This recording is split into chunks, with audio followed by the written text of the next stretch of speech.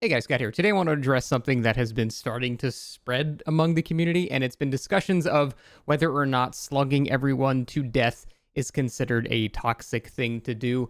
I first saw this from Hens on Twitter, and then I saw other people had actually been talking about this before him, so I'm not really sure what the inciting factor for this was, but I just know this is something that's beginning to spread, and I'd like to stop it before it spreads anymore. So the initial prompt here is slugging instead of hooking on killer toxic? And to clarify, he means like actually just slugging everyone to death, not ever hooking anybody until maybe once they're all slugged at the end of the game or something like that. At which point, my initial gut reaction is to say, yeah, that is toxic, but we need to go into why that's the case, because like Hens's response says, I don't think it's just because it's boring. The way we determine whether or not this is a toxic thing to do is whether or not it is considered to be stronger than playing the game normally. And you can still slug in a normal game to create pressure, and in fact slugging at appropriate times is one of the strongest strategies a killer can do. As a little aside, I want to have a little discussion on slugging to begin with, because a lot of the time when people talk about slugging, they talk about like it's some crazy trap card they have in their back pocket. They can just pull it out and say, well, you've made me use my slug card now. Now I'm going to bust it out. It's not really how slugging works in DBD. The reason slugging can be effective is mostly up to the survivors enabling the killer to do it. And in fact, unless you're one of the top 3 or 4 killers with insane mobility and lethal pressure, the only way slugging really works is if survivors are grouped up. Because if you have one guy on one side of the map and you down him and then you just slug him and just walk away, you're not really accomplishing that much there. It's not doing anything. It's only really good when people are 2 or 3 people grouped up and then you down one guy, you start another chase immediately. Now you're starting to generate a lot of pressure. But that again is mostly up to the survivors grouping up, which is why I say the number one advice I could give people playing in solo queue is find your teammates and go as far away as possible from them. The more you spread out, the easier survivor becomes. And it's to prevent mainly things like slugging. That is one of the main snowballing factors that can lead to killer wins. And if you slug, then you're going to have a scenario where everyone's grouped up and it leads to way too much pressure for the killer. But like I said, that's mostly the survivors letting you do that. However, there are killers that can just slug for the hell of it because they have the mobility to actually benefit from doing so. So to go back to the original prompt, is it toxic? Well, again, it's determined whether or not this strat is stronger or weaker than just playing the game normally, which that is entirely dependent on the actual killer itself. So this strategy of slugging everyone to death, never hooking anybody, it is good on the top killers in the game. And what do they all have in common? High lethality and high map control. They're able to get around and benefit from distance slugging way more than other killers. But the thing is, those killers can already win 99% of their games. We're talking like Nurse and Blight and Billy, for example. You don't have to really do much of anything. If you're good with those killers, if you go into regular matches, you're going to win 99% of your games, just honestly, even going for 12 hooks at that point. They're so much stronger than the other killers in the game, and if you're good at them, you're going to, seriously, that's not a joke, you're going to win 99 out of 100 games with not that much effort. The matchmaking is just simply not good enough to put you against people of equal threat and skill to a well-played Nurse or Billy, for example. It's just you're not going to get an even match almost ever. So you're going to win almost every single game if you're good at the killer. Obviously, if you're shit at the killer, we're not even including you in the discussion because, you have to assume the person knows how to play if we're going to have this discussion there. So in that scenario, these killers can already win just playing normally. So to go back to the question of is it toxic, I have to say yeah, because it's completely unnecessary. These killers can already win extremely easily. And the only killers that benefit more from this all slug, no hook playstyle are already the best killers in the game that can already win without having to do it. So yes, in that scenario, I do think that would be considered toxic because you are going out of your way to do an unnecessary thing that just is complete overkill and is at extreme detriment to the people that you're going against. You can still win without it, so doing it is unnecessary, therefore I would consider it to be a toxic thing to do. Now, try imagine doing that with, like Trapper or Myers or Pig or the other half of killers in the game that don't have an impressive mobility option. It doesn't really do much of anything. If you down someone as Trapper in a corner of the map and just leave them and then just walk 40 seconds to start another chase, the guy's already back up before you've really done anything. It doesn't really do anything except you've not even accumulated a hook state at this point. You've just gotten nothing. So the killer is really, really relevant to who we're talking about here. Now, I saw Alranikin was talking about this as well, and he was talking about how it feels much easier when you 4-man slug and don't hook anybody because you don't have to deal with any hook-related perks, which that is true. If you do never hook anybody, you don't have to deal with Off the Record, Decisive Strike, Dead Hard, Blood Rush, and, anything else that is involved with a hook.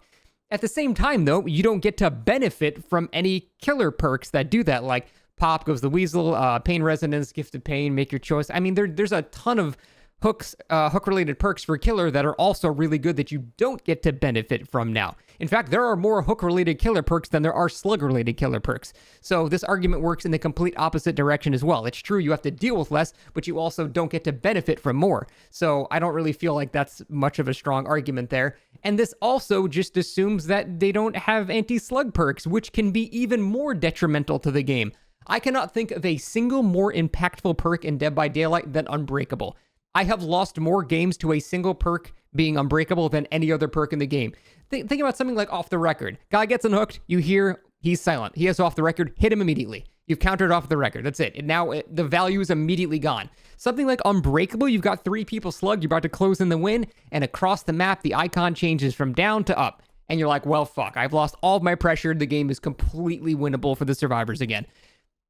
Just because there are more perks for dealing with hooks does not really mean anything. That's irrelevant. It's like saying, well, there's a bunch of chase perks. So like, Beast of Prey, let's throw in there. That's a chase perk. Like, the quality and impact of the perk is the important part. Not to mention, half of these perks don't even work unless you're just straight up tunneling somebody. So you can avoid, Off the Record and Decisive Strike and Blood Rush, for example, the ones listed here, by just not tunneling people. And yeah, like 1 out of 100 times you'll get some perfect scenario where a guy can like double body block with OTR and sprint burst.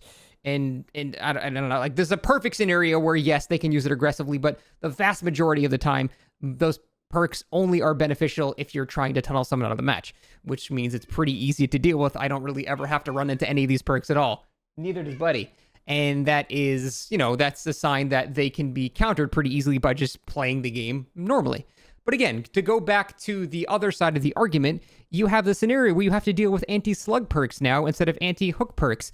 And I swear to God, I didn't do this on purpose. I was researching this, and I went to Alranikin's VODs because I think he was doing this experiment to see, how much more effective it is, how much less stressful the games are. The first game that I went to the end of the match, and he was complaining about how insanely strong We're Gonna Live Forever was, and then someone had Unbreakable, and he literally lost because of those 2 perks.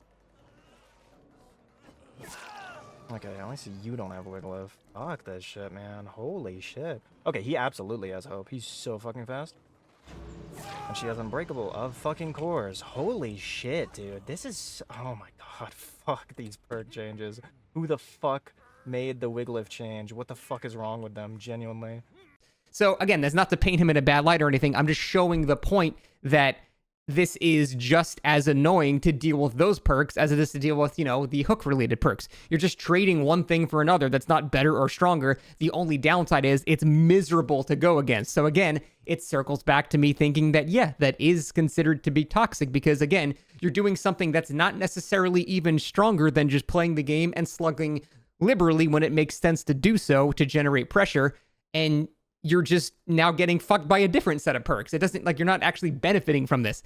And I checked a bunch of people's VODs. I did a lot of research, and a lot of people have been doing this experiment, and it doesn't really seem to be less stressful at all. In fact, it seems more stressful trying to have 2 people slugged, chasing another guy, but worrying about the other guy going to pick the guy up. One guy gets picked up, but you don't know which one was picked up, and then they're all that seems like a lot more shit to think about than down guy, hook guy, down guy, hook guy, down guy, hook guy. Very brain off monkey brain shit.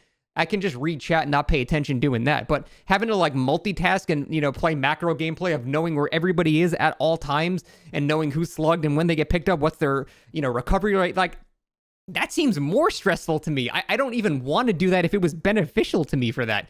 So I don't even think that is if we're going from the stress argument there, I don't really think that is much of an argument there as well. Additionally, if all of this, say I'm wrong about all this, because it's entirely possible. say I'm wrong about absolutely all of this, and it is found somehow that slugging everyone and never hooking anyone except when they're all dead on the ground is actually more effective.